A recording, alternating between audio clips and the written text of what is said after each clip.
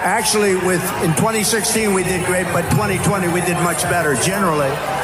Since Kamala and the media don't want to talk about her radical record, we will.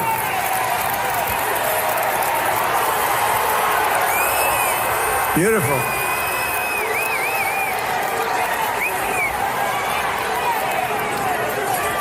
That's beautiful.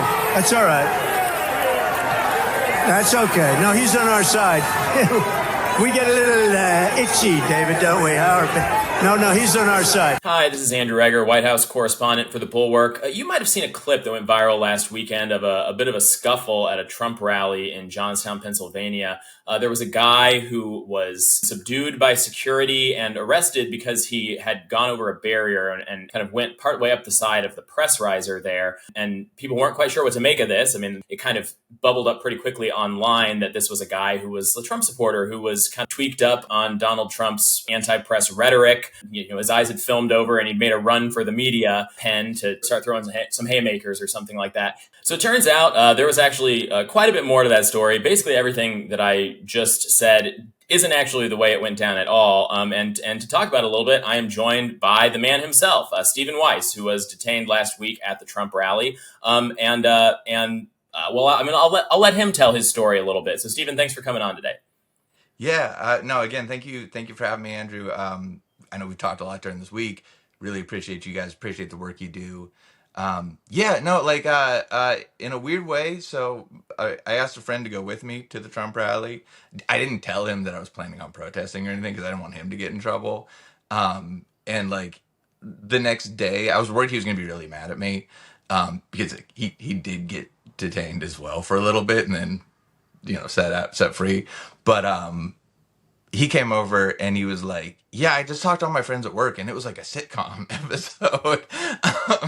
Because it just starts off like two friends going to a Trump rally. And my initial plan had been to, I brought in a banner with a statement on it that I know I've shared with you guys.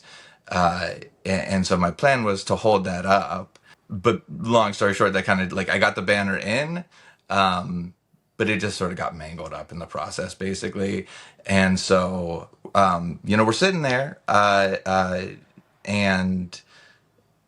really it's not that weird of a thing for us so far. I mean, there's this intersection where, it's the VIPs and it's the extreme Trump people, like the guy with the brick wall suit on, and then there's the actual Pennsylvanian residents are in the not VIP section, and so that's where I was, and the people around me were genuinely I thought they were really cool people. We related well. Actually, the guy sitting right next to me pointed out that one of the VIPs had toilet paper stuck to his shoe, and we were both laughing about that.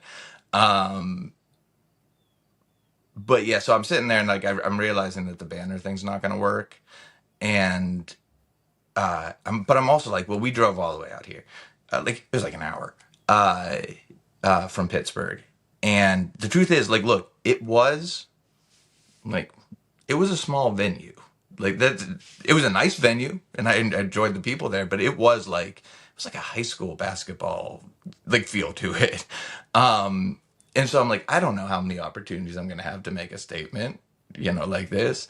And so I came up with what I thought was a really smart idea, which was, we were sitting right by the media platform.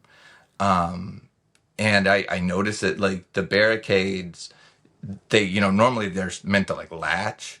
But they weren't actually people were coming in and out of the media section and they were leaving the barricades totally unhinged. It's kind of a visual metaphor of Donald Trump's rally at that point, because he was screaming about military tribunals and capital punishment for drug-related crimes. And it was, they were both unhinged. So I literally I got up, I walked through the VIP section. I didn't run or anything. I opened up those barricades a little bit and hopped up on the platform. and my thinking on this was like twofold. One was I thought it might get Donald Trump's attention because obviously, besides himself, the only thing he cares about in that entire arena are those cameras. And so I'm thinking, well, if I'm right there, maybe he'll notice, which I guess he did. And my other thought was, if I was right by the press, they would hear me and they could report what I said. And I to this day I don't know where that went wrong exactly. I think maybe it's because I think the outlet I was closest to was Newsmax, and maybe that was the problem. I don't know. But I mean, they were certainly closer to me than like the VIP extreme Donald Trump supporters who I know they heard me because there were a lot of boos, a lot of I don't know what language I can use here, so I won't repeat what they said. But a lot of vulgarities. Apparently, there was one cut off his head, is what I've been told.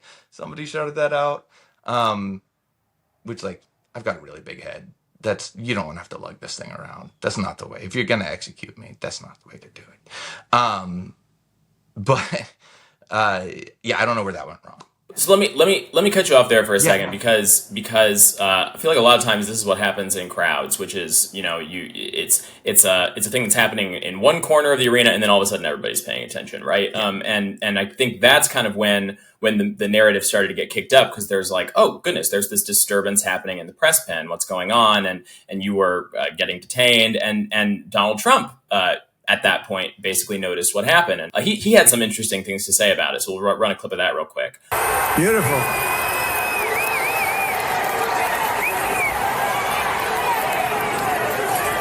That's beautiful. That's all right. That's okay. No, he's on our side. We get a little itchy, David, don't we? No, he's on our side. Obviously, a lot of things are happening to you right in that moment. What were you able to hear what Trump had to say in real time, or did you just find out about that later? No, I literally in that moment, all I knew was that there were a lot of hands grabbing me, and I didn't know who they were. Like, I didn't know if these were people with the press, if it was those like the VIPs.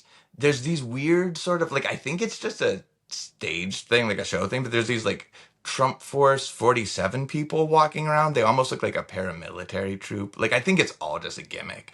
But I mean, my point is, I have no idea who's grabbing me.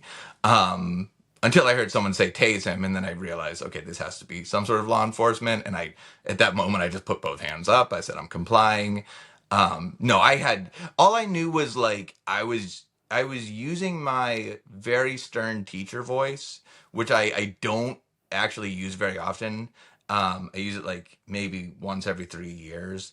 And so I was like trying to get his attention, and it didn't really seem to slow him down. But I mean, he's clearly a narcissist, so that's maybe not a surprise. But no, all I knew was I didn't get his attention, and that I was very much being arrested. You know? So what was I mean, when you did find out about it later, like what was it kind of like, just like kind of realizing that, first of all, Trump kind of thought apparently you were kind of on his team, like one of the kind of anti-media mob enforcers at large, or at least volunteering to be, and he seemed to kind of approve of that, right? I mean, like what was kind of your reaction to finding that out? Yeah, so like I had been in holding for a couple hours, I think. I'm not sure. I kind of lost track of time. I had discovered that my family, they were coming out to pick me up, that everyone was mad at me. I was already feeling pretty bad. And then I checked my phone, and I saw like a message from a friend, and it had some of that misinformation. It was like, whatever was left of my soul at that point just like crumbled to pieces, because I'm like, he thought I was with him. And the phrasing actually was one of the first things that stood out to me, because he said he's one of us. I think I believe that's what. I haven't watched any footage of it yet, actually. I'm not that egotistical, but the language was interesting, because I'm like, actually, like sitting in that non-VIP section with like just regular Johnstown, PA people, like that felt like us. It's Trump that's not like us, and that was the thing that really stood out to me is like, I couldn't say, no, I'm not like them, because a large group of the regular Pennsylvanians who are just being lied to and manipulated by a man who's done nothing successfully in his life except for be a con artist. Uh, I on a personal level, I feel like I am one of them, and they are like we're an us in this. And it's Trump that's not like us. So yeah, I mean, I would say like if it was irritating at first, but I mean, like we've talked to, like it is a horrifying thing to hear said about yourself. That I mean, that someone, and especially someone prominent, thinks that you're attacking people when that's not what you're doing. I've never attacked anyone in my life, and I never will. Uh, but then is praising it. And, it doesn't come as a shock that this is something he would do, but I think it should be a stark reminder that this is who he is. He's someone who will stoke so much fear and anger and misinformation and rile up so many people just for his own personal gain. Um, and then he'll sit back and just watch the chaos, and he'll watch Americans attacking other Americans. He'll watch these institutions that are fundamental to our democracy, like a free press that isn't intimidated by a political movement attacking them. And especially moving forward, a political movement that could just be granted immunity, since Donald Trump has already said if he's in office that he would give immunity to January 6th rioters who attacked the police. Um, to have your name at all associated with that kind of malignant insanity, it's surreal. But I mean, the whole thing's kind of surreal. So Yeah, and I wanted to ask too about kind of the flip side of it, which is that I mean, obviously, it wasn't just Trump who made this association. You kind of went viral among a lot of like very stridently anti-Trump type people on Twitter who made the same assumption, right? Who essentially like saw the footage, heard Trump saying that stuff about you, and yeah, basically like kind of held you up over the weekend as like an extremely just a very extreme kind of vessel of that kind of Trumpian rage. I mean, like I know you talked a little bit like you haven't followed along much with the social media angle, but just like psychologically, like what is that like to find yourself kind of so suddenly kind of thrust into this narrative in a way that is so the opposite of what you had originally intended? um, I don't know. I mean, it's really like in a lot of ways, it's not about me, and so yeah. I mean, my overwhelming thought is just. I mean, it's a little frustrating, that the message I was trying to convey got so distorted. But if it demonstrates just, I mean, once again, a small reminder that this is who Trump is and this is what's at stake, that's, I can sleep tonight knowing that. Because, I mean, the reality is this, like, yeah, was it misinformation that I was attacking the press? Yes. And was it specifically Trump's misinformation? Yes. Um, but really, the thing that matters most is he thought that's what was happening. Trump thought that's what was happening. And it delighted him, from what I understand. And that's the part that's important. Like me, some guy in Pittsburgh, being misunderstood. I live with that. I'll deal with that. The fact that we have a presidential candidate who is dangerously close to having a second term without a Democratic mandate, without an actual popular vote, but an electoral college victory, who would be experimenting for the first time with this absolute power and a willingness to use it. Uh,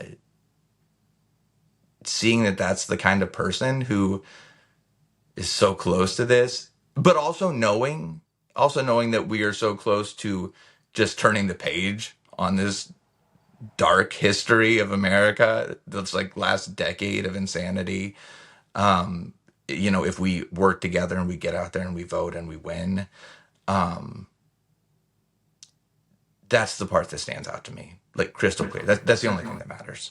Yeah, yeah. So when I first got in touch with you this week, it was just to kind of confirm some details of the story that I, like everybody else, was assuming, that the kind of the false narrative was the real one. Yeah. And so at first I was just very interested in just kind of, this thing that everybody kind of assumes happened this one way was exactly the opposite. But I was also just interested in talking to you just as we started talking because.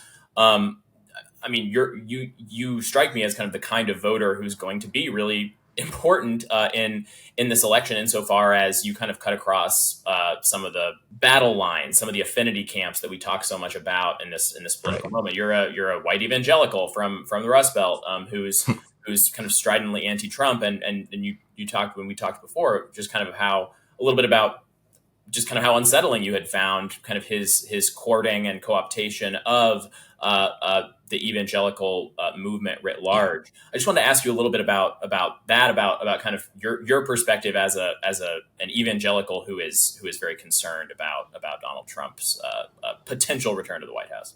Yeah, I would say this first of all. There are a lot of, I mean, you hear how like I think it's like 80% or something of of white evangelicals have historically supported Donald Trump.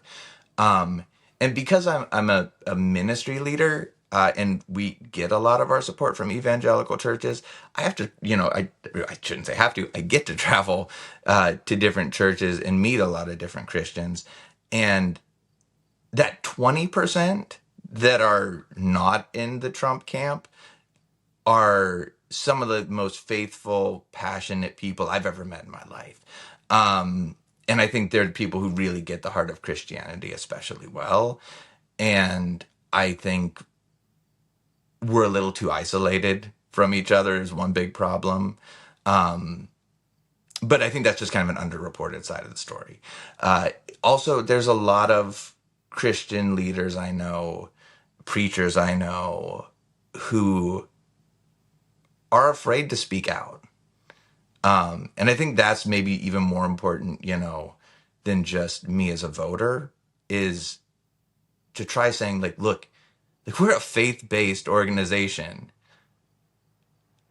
How could I call us a faith-based organization if I don't have the faith to just do the basic things we're told to as Christians? Stand up for people who are oppressed. Uh, Stand up against injustice. Non-violently speak truth to power. Like these are core things of Christianity. Um, that if I don't do them, we're not even faith-based.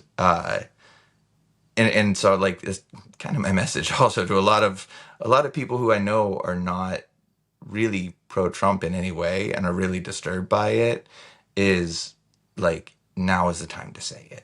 You don't have to endorse Kamala Harris, uh, you know, certainly in any professional capacity. I personally, I think she represents a lot of what I would consider to be true Christianity. The idea that like real strength is lifting others up and not putting them down. Just her life story in general, of prosecuting sexual offenders rather than partying with them or promoting them like Roy Moore. Uh, you know, that like to me, I see a lot of Christianity, genuine Christianity in what she's doing. Um, in a personal capacity. I'm not speaking for my organization or anything like that when I say that. But I think that individual Christian leaders need to do the same thing. They need to say, look, my church, like as a church, we aren't endorsing a candidate, but we got to talk about this. Like the corrosive influence that Donald Trump has had on so many evangelical Christians. Anyone who doesn't stand up and say, look, so much of this is sinful, so much of this is wrong, I mean, you just see how it's hurting other people, and that's not Christian. And, it's time to say it loudly and clearly.